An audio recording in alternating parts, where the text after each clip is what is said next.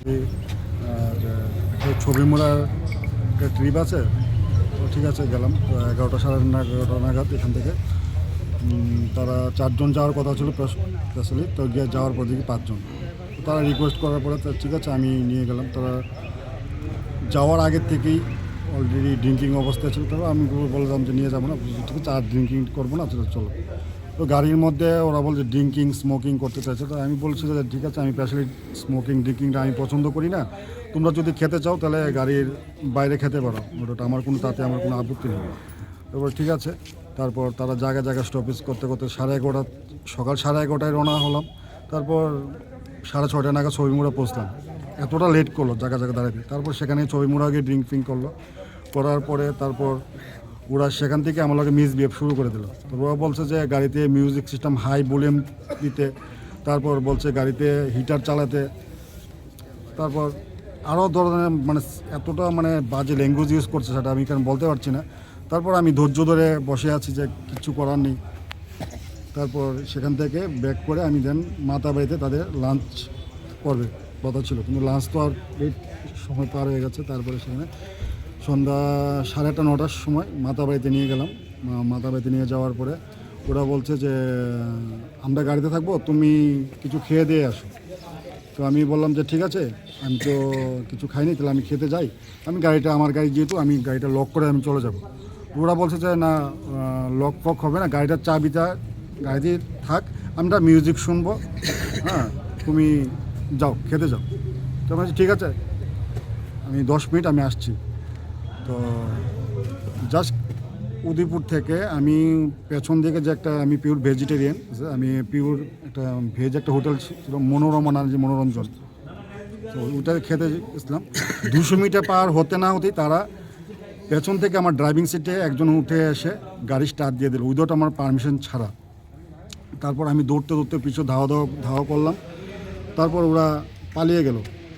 তারপর গাড়িটা আর পাচ্ছি না। তারপর ফোন ফোন রিসিভ করছে না। তারপর আমি যে আমাকে এই গাড়ির ট্রিপটা দিয়েছিল অনির্বাণ ভাইকে আমি ফোন করলাম যে ভাই তোমার কাস্টমার তো এরকম আমার উইদাউট পারমিশন ছাড়া গাড়িটা নিয়ে গেল। তারপর ভাইয়ে ফোন করছে, বলছে গাড়িটা দিয়ে যেত। তারপর মিনিমাম 20-25 মিনিট বা আধা ঘন্টা গাড়িটা আবার ঘুরিয়ে সেম জায়গাতে আনার পরে তারপর আমি তো ওদেরকে জিজ্ঞেস করলাম, তুমি আমার গাড়িটা উইদাউট পারমিশন ছাড়া কীভাবে নিয়ে গেলে? এই যে তোমরা সবাই মেডিকেল আনফিট, যদি একটা দুর্ঘটনা হতো তাহলে তো লায়াবিলিটি আমার হতো, হ্যাঁ, তো উইদাউট পারমিশন ছাড়া কীভাবে নিয়ে গেলে? তো সেখানেই আমার গায়ে হাতাহাতি অবস্থা। তো লোকাল ছেলেফেলে ছিল পরিচিত, তো তারা এসে ঝামেলাটাকে মিটমাট করে সম্পূর্ণ শেষ করে দেয়। তখন রাত্রে বাজে প্রায় 9:30 থেকে 10:45 ঘটনা। তারপর বলছে যে ঠিক আছে দাদা, সরি ভুল হয়ে গেছে, এখন আমাদেরকে বাড়ি নিয়ে চলেন, আপনার যা ভাড়া লাগে আপনি অ্যাডভান্স নিয়ে নিন।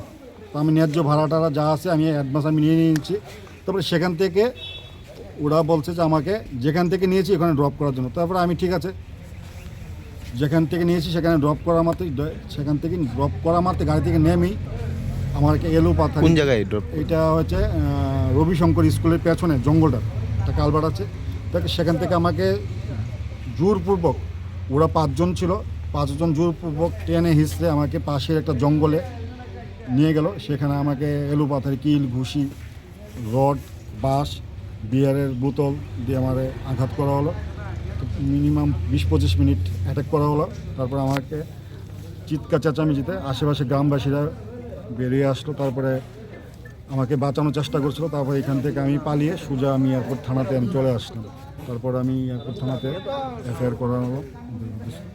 আজকে গতকালকে আমার সাথে যে ঘটনাটা ঘটলো, আমি চাই না আমাদের শ্রমিক ভাই বা কোনো ড্রাইভার ভাইয়ের সাথে এইরকম কোনো অপ্রীতিকর ঘটনা যাতে না ঘটুক, কোনো একটু সজাগ দৃষ্টি রাখুক, এবং যারা দোষী তাদের জন্য আমি পানিশমেন্ট উপযুক্ত শাস্তি আমি চাই। প্রায় 23,000 টাকা ছিল আমার ক্যাশ। 23,000 টাকা নিয়েছে। আমার গলাতে 1.5 ভরি ওজনে আমার স্বর্ণের চেইন ছিল, হাতের 2টো স্বর্ণের আংটি ছিল। ওরা ছিনতাই করে আমাকে মেরে ধরে তারা পালিয়ে নিয়ে চলে গেছে।